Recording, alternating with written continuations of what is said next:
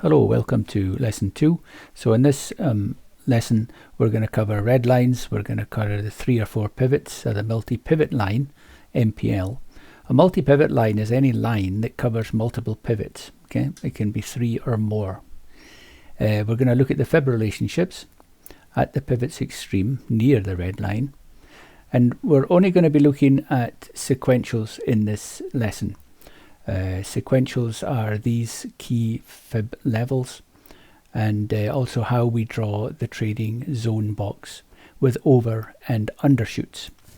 So here we have so when you look at price, you're going to see various multi-pivot levels, right? So you can use your simple line tool here, for example. Look, 1, 2, 3. Okay, do we care about these? Yes, they have a value. They have a value if the line is very nice and clean. They do have a value. Every multi-pivot level will have a value. We can use them if we have additional confluences to trade off a P3. So in lesson 1 we looked at the fib levels, right? So here, for example, we have a red line, right? A red line falling, not into TD. It missed the TD. So this could be an indication that you wouldn't want to use this red line. What also you can notice on this red line is that price past P2, we call this P1, P2, P3, price cuts through P2. Now usually, I'll mention this now, we can cut the wick of P2 with our red line like this one is. You can allow price to overshoot it by a small amount, but if it overshoots it by too much, it usually invalidates the setup. So again, looking at this chart here, for example, you can still see here, here is, oops, wrong line. You can see you can draw a red line between these 3 pivots here. Okay, oops, like that. So this one here, again, you could say, do we have a good red line? It's not bad, you know, that's it. So that's something you want to know about. And here we have a red line with 1, 2, 3 pivots, arguably 4. Is this a good area to short because of this red line? Again, you'd want other confluences here. So if you look at the high down to here, you can see that we did fall into a TD box. This actually could be enough reason to take a short here, right? Based on that. But what we want to identify is the fib relationships between pivot P2 and P3 of this red line. How do we do that? Well, it's very simple. Very, very simple. So here you can see we've got a red line. Once you have P2 in place, you can project this red line and you will know the fib sequence for this pivot, but you don't know the one, obviously, for the one in the future. But you can have your red line in place.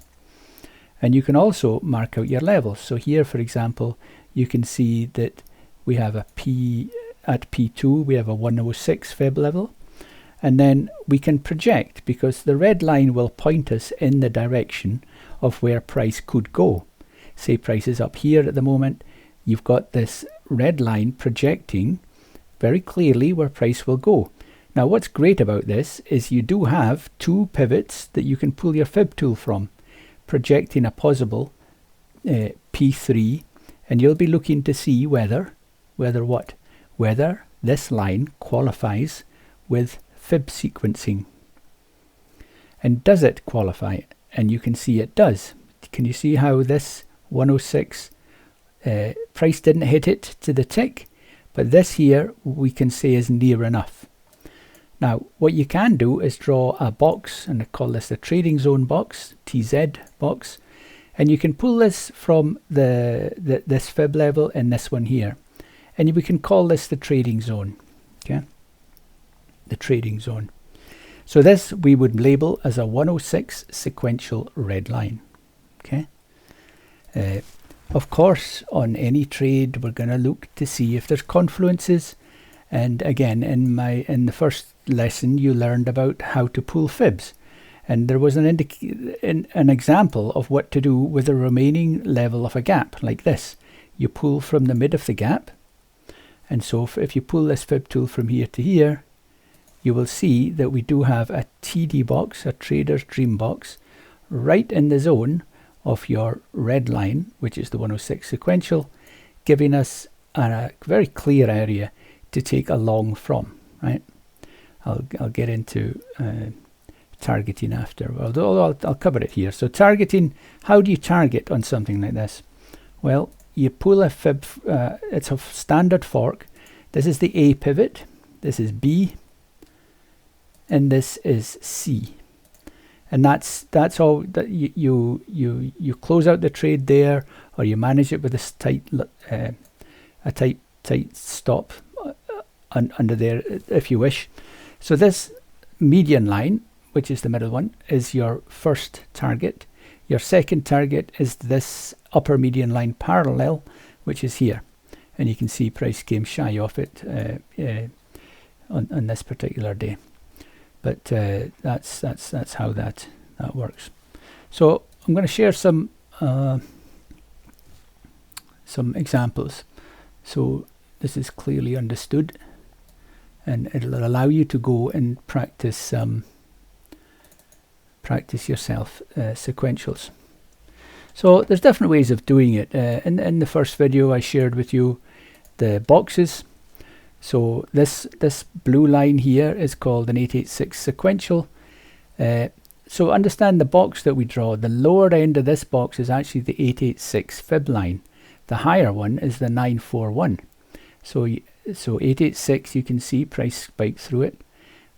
The blue line, this should be red actually, this line, but the blue line in this case projected this area, and you can see the low end of the box, which is 886, was a beautiful touch at very close to the red line, offering a trading opportunity to go short.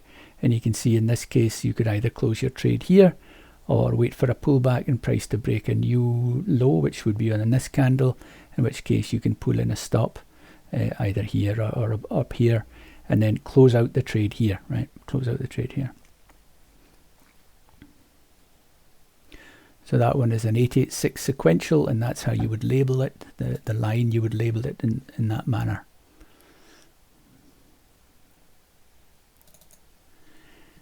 This one here is also an 886 sequential, and you can see in this example the red line.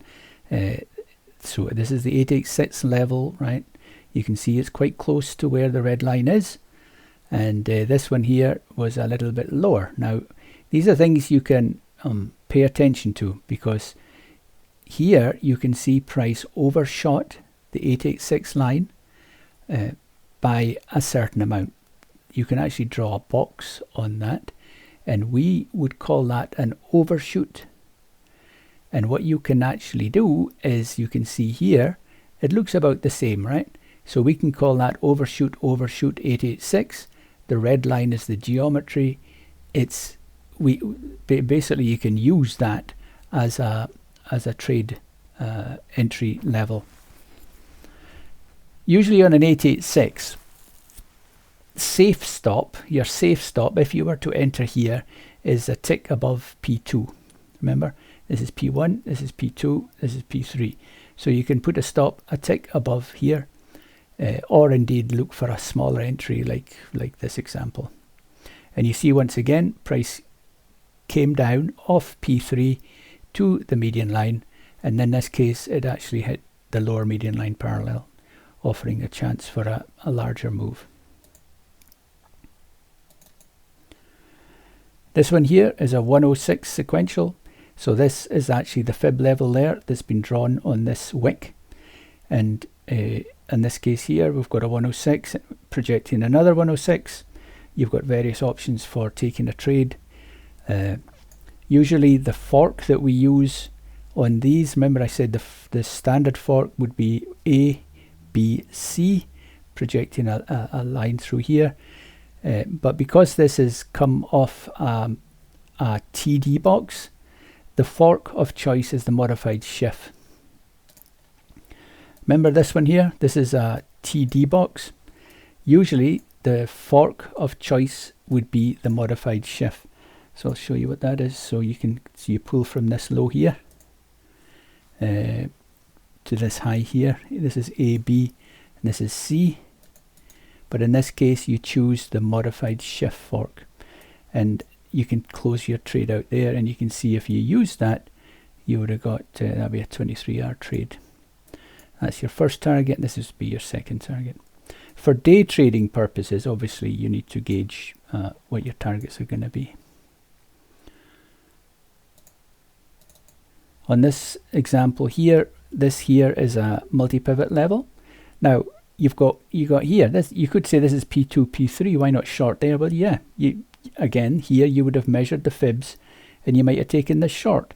And you can clearly see if that's A, that's B, and that's C, that would have projected one trade. But the line is still good, right? It is. It's still good. So how could you use it if here? Then you could say, okay, I can use these three pivots, 1, 2, 3, which looks pretty close to an 886. 886 sequential line. It hasn't been marked on this chart, but you would mark this chart, this line as an 886 sequential, and you could look to get short here. And again, you'd pull a fork. This would be A, 3 pivots. No, this would be A, this would be B, and this will be C. Remember, you miss P2 when you pull your fork, and you take your money.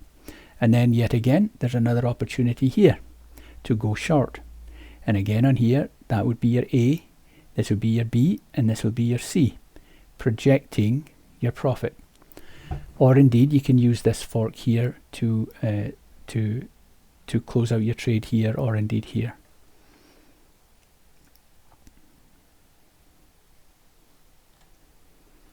And I've got one more,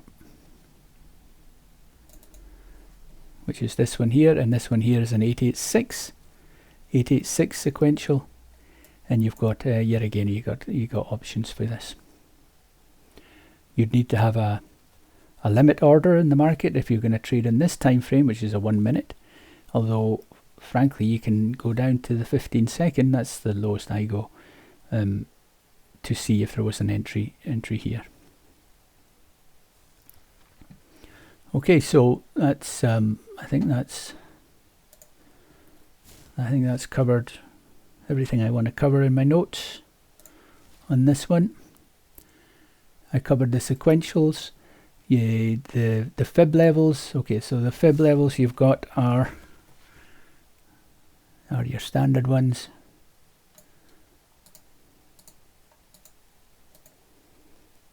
Like you see here. 106, 9401, 886, 1128, and 1127. Okay. Now there is a thing called over and undershoots. Now this is something that I need to find an example. Maybe this one here serves as an example. Let's have a look.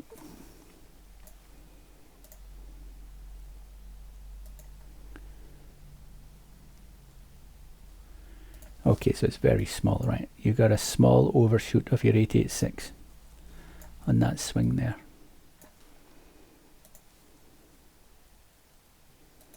You need to be very precise when you pull these lines, right? So you can see here that we have overshoot of the first one, and you can measure that area. And I call it an OU box, OU, which means over or undershoot. And you can pick that up and put it on here. So this would be overshoot, undershoot, and you place it here on the other side of this level. And you could use that as if price came into it, you could take the trade. But understand what you're doing here. This is why when it comes to trade entry, you can get very refined, right? What that means is that it enables you to have a small stop. So you can see that you will be looking at this level here, but the red line is your geometry on this trade. The red line is geometry, okay? So you've got two things at play. You've got your fib level and you've got geometry. Of course, you're going to look to see if price comes off here. You've got options. For me, I like to look what I call a swap, and a swap's very, very basic thing, right? You see here you got red, red, red. Ah, we're in our zone. Red. I'm looking for the first green. The first green within your zone. And it's right there. So this, in theory, this is the sort of thing that I'll often do. I will go long there and put a stop 1 tick below the low. That's it. If you want, you can cover the whole box. You can because then that will allow for a spike to come down. But for me, I like to do that, and then what I'll do is that if I do get taken out, I'm very happy to enter again. It's not a problem. It really is not a problem to enter again. So I usually go 1 tick below the low, and you can see if if that was done on this case, considerably more are. But that's an entry option here. Or you can enter as soon as price comes into that, you enter in the wick as best you can, or as soon as, basically. But like I said, I like to see on a very maybe a 15-second chart like this a change, right? So I'd look for that green bar to close, and I'll get long on the next bar using market orders. Okay. And remember what I said in the first video. I mentioned to you about the TD pullback. Very often on here, if you want to be a bit more cautious. Now understand, if you're going to be cautious in this market, you'll often miss the trade, right? If you are waiting too long, so here for example, you can see price came off the high here down here. Now what did price come into? It came into the Momo box. It actually hit the 50%, but this is a Momo box in a very small scale. You could have entered long there and maybe put your stop underneath. I would suggest underneath the TD box, which is this one here. So you could have entered long at the end of this candle here and put a stop under the TD, because very often price does make a TD pullback. So make sure your stop will cover that possibility, and that would have been also a very valid entry. Okay, that's it for lesson 2. The next lesson we're going to talk about DBS and New Kid.